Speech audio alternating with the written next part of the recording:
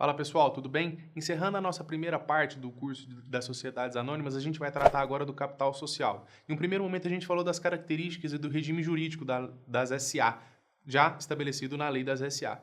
E na nossa segunda aula a gente falou da Constituição, da forma pela qual as sociedades anônimas são constituídas, quais são as formalidades, quais são os requisitos que a lei das SA exige para a sua constituição. Agora a gente trata de um aspecto muito importante dentro das sociedades anônimas, que é o seu capital social. Certo? Então, as características, regime jurídico, constituição e capital social vão formar a base da sociedade anônima.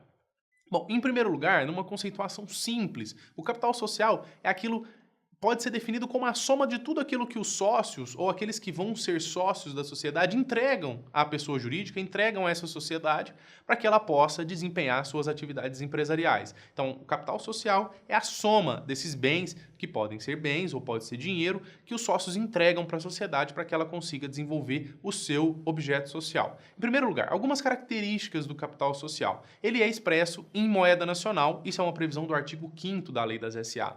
Ele sofre uma correção monetária anual e que ela é estabelecida por meio em Assembleia Geral Ordinária, que ocorre anualmente e que está previsto lá no artigo 132 da Lei das SA. Além disso, a modificação do capital social, ela somente pode ser realizada aqui no caso das sociedades anônimas, com base em critérios legais já estabelecidos. Aí, para estabelecer essa exigência, a gente faz uma interpretação do artigo 6º, cumulado com os artigos 166 ao 174 da Lei das SA. Como que é composto?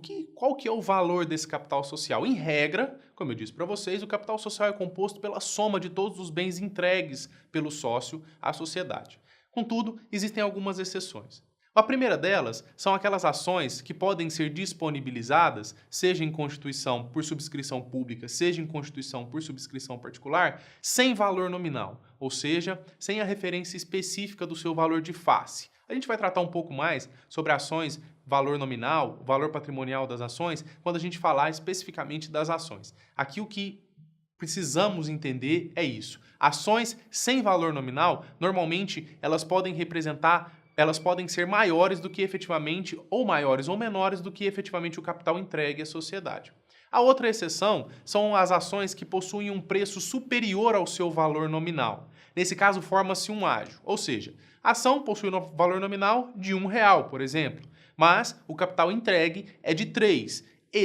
Essa diferença entre o valor nominal e o capital entregue ou o capital realizado é denominada de ágio. Em ambos os casos, tanto nas ações sem valor nominal quanto nas ações em que forma-se ágio, aqui existe a constituição de um capital de reserva, que é guardado pela sociedade para ser utilizado em situações específicas. O capital social é formado, basicamente, por dinheiro ou bens conversíveis em dinheiro. Então, os sócios eles podem entregar para aquisição de ações dinheiro ou bens que podem ser convertidos em dinheiro. Nesse caso, na entrega de bens, é preciso que haja uma avaliação. Então, o artigo 7º fala o seguinte: bens ou dinheiro. O artigo 8º fala, quando for subscrito em bens ou quando for realizado, melhor dizendo, em bens, é preciso que haja realização de perícia para determinação do valor desses bens para a efetiva constituição do capital social.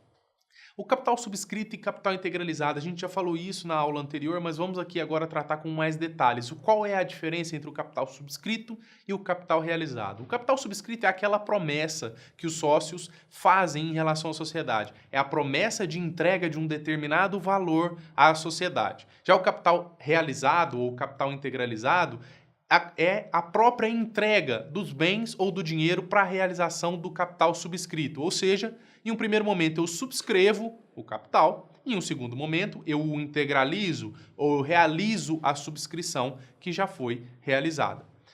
Essa integralização, a Lei das SA trata como obrigatória no seu artigo 106. Aquele sócio que subscreve e não integraliza é considerado um acionista remisso, um sócio remisso. Essa previsão está contida lá no parágrafo 2º desse mesmo artigo 106. E a sociedade pode adotar medidas contra esse acionista remisso, e essas medidas estão previstas todas no artigo 107 da Lei das SA. O capital social, pessoal, é muito importante na SA porque é ele que vai determinar o valor efetivo, por exemplo, o valor patrimonial das ações ou o valor nominal das ações, que a gente vai tratar de uma maneira mais detalhada quando a gente falar de ações.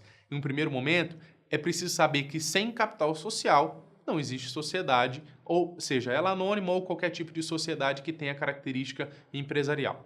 Certo? Agora a gente passa para a segunda parte do nosso curso, em que a gente vai tratar de elementos mais específicos das SA. Vejo vocês lá na próxima aula.